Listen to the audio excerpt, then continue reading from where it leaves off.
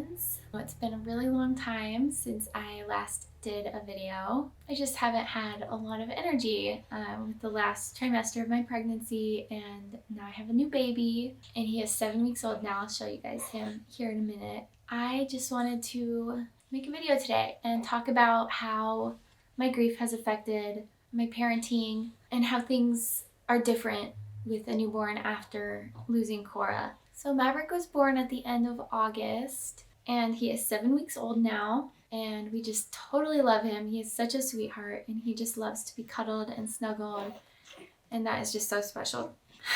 Things are way different with him than they were with Chanel. So with Chanel, you know, she was before anything happened with Cora, and so things are just different now. My parenting is a lot different.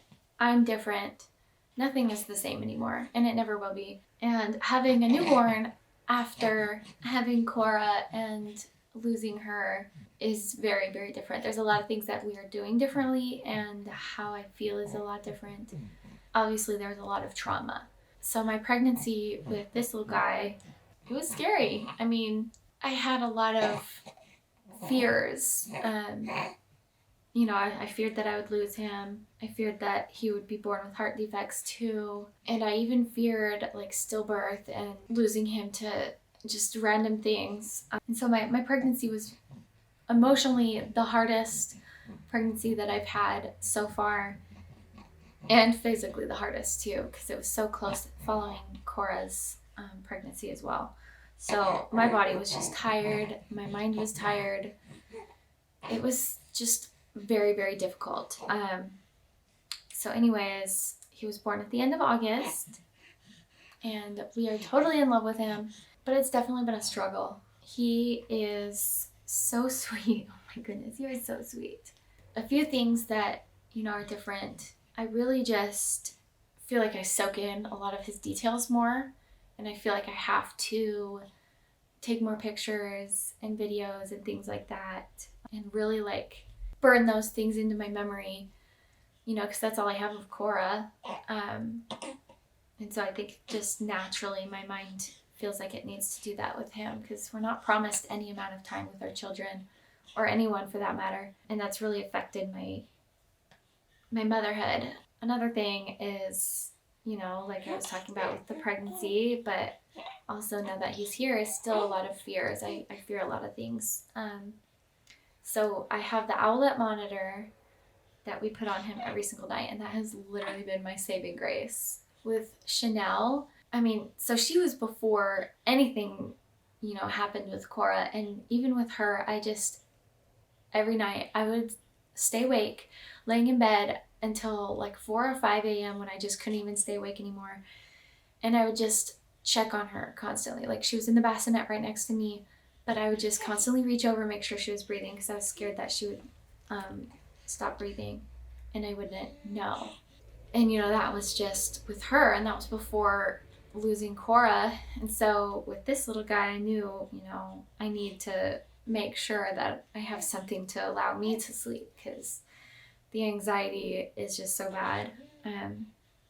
So yeah, that's been a huge help for me emotionally, having that, knowing that I can actually sleep, and if he stops breathing, it will wake me up. That's been a huge help for me. I also, you guys, if you follow me on Instagram and Facebook, then you see that I post tons of outfits that I've made for him or that I just dress him in that are so cute. And that's like another thing, is like, I didn't get to dress Cora, you know, other than just, she wore 2 rompers, that's it, and only one of them I put on her. The other one her nurse put on her. And so being able to dress my baby is something that I enjoy, and it's such a special thing. So I'm just like soaking in these experiences that I didn't get to do with Cora. One of the weirdest things for me right now, so he is 7 weeks old and Cora passed away at 4.5 weeks old. So, oh man, that's just so weird to me that he's almost twice the age that Cora was when she passed away. And that just, I can't wrap my head around it. It's so strange. It's just so weird to me. You know, I picture her and I'm thinking they're the same age, but they're not. He's older than she was, and that just is so weird to me, you know. It's just a concept that I can't really grasp. You know, she would be 17 months old if she was still with us. And, you know, that's something that I'm constantly thinking about is, you know, what she would look like and how she would be with Maverick. Life after loss is weird. It's strange. It's so, so weird. Oh, man. This little guy is such a miracle. I'm so, so thankful for him. He's such a sweetheart. And he's such a lovely little guy. He just loves to be held. And that's just something for me that is so special because Chanel totally was not, she did not like to cuddle or snuggle. And she's still the same way. She just is so busy. You know, she just go. But this little guy, he loves to be held. And I love that. It's such a special thing. So Chanel actually had a severe tongue tie when she was born that had to be fixed, and so did he, and he had a lip tie too. And when I went and had those fixed, the specialist was like, you don't have to watch. Like, she said that I could stay in the room and she would go do it and then bring him back. But I was like, no, I'll come. And, you know, she told me like, oh, you don't have to watch and stuff like that. But I did. And then afterwards we went back to the room. She's like, I was like, oh, you did so good, baby boy. And like, he was crying and I was trying to comfort him and stuff. And she was like, oh, you did good, mama.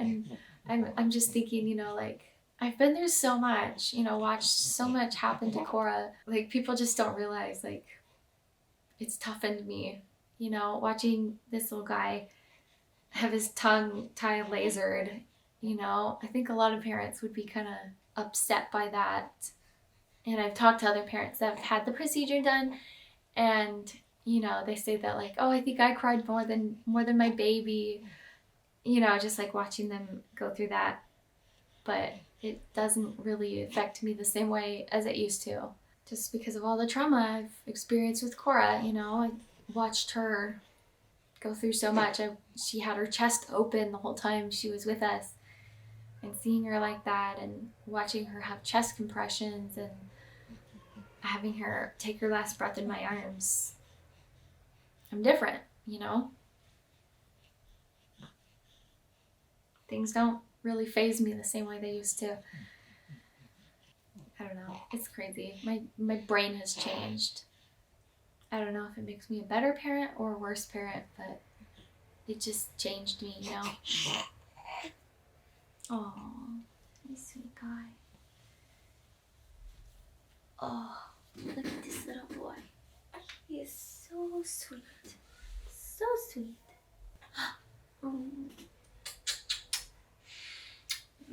You smell so good. You smell so good. Oh, my baby boy. Gosh, you guys, I love him so much. So I think I talked about this in one of my last videos one of my last vlogs that I posted. But when I found out that he was going to be a boy, I was disappointed at first. And I knew obviously I'd get over that, and I did, and it happened pretty quickly. Like maybe a week later, I was like already excited.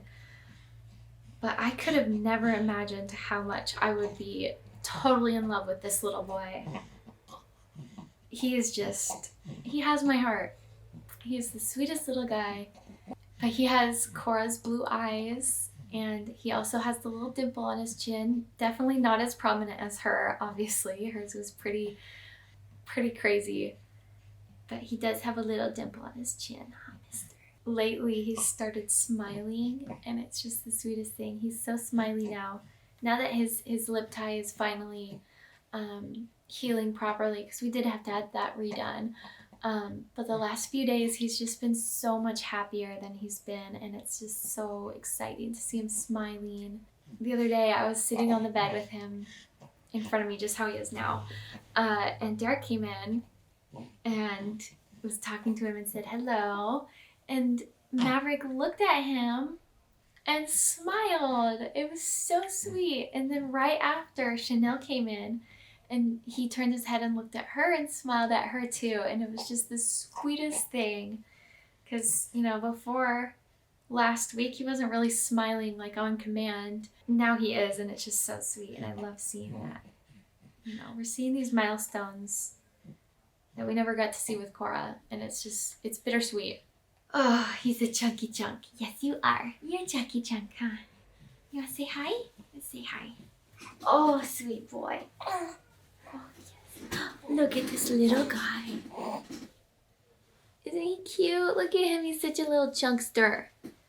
There he is. My little mouth. Yes. Oh my goodness, you guys. He is so cute. I mean, maybe I'm biased because I'm his mom, but I definitely think he's really, really cute. We make cute babies. Just gonna say that. He can roll over. He actually rolled over for the first time at 12 days old. I can't even believe that. He's so strong. Yes, you are. Oh, another thing he does like this laugh in his sleep, and it's so cute. Like, it's involuntary, obviously. But it's just the sweetest thing. He totally does this little laugh in his sleep, and it's so cute. Anyways, so we are just adjusting to life now with the newborn again. We'll get Chanel to hop on and say hi real quick before I end this video. Come here, sweetie. You want to say hi? Uh-oh, I Say went hi. Can you say hi? Hi. Hi, friends. Anyways, you guys, I just wanted to do a quick little video just to update and show you guys how we're doing and show you this cute little guy and Chanel. Hopefully I'll do another video soon, but with a newborn, I can't promise anything. Anyways, don't forget to like and subscribe, and I'll see you guys next time. Bye! Bye!